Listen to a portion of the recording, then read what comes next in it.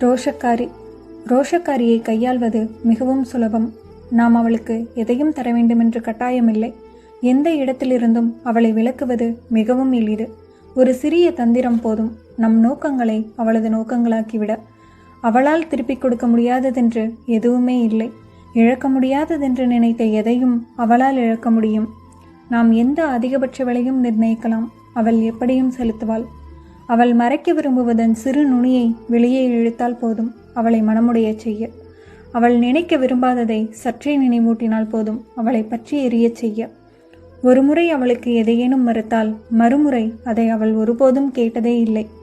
சிறிய தவறுகளுக்கு பெரிய தண்டனையை ஏற்க அவளைப் போல யாருக்கும் முடியாது. யாரும் சொன்ன சொல்லை அவள் அழிய விடுவதே இல்லை. அழுவதற்கு அவளுக்கு காரணங்கள் தேவையில்லை. யாருக்கும் தெரியாதது அவள் கண்களுக்கு மட்டும் தெரியும். ஒரு இலையுள்ள செடியைப் போல இருக்கிறாள். ஓரிலையை கிள்ளிவிட்டால் ஏதுமற்று போகிறாள். ரோஷக்காரிக்கு மறதி என்பதே இல்லை. மறதியற்ற யாருக்கும் நாளை என்பது இல்லை.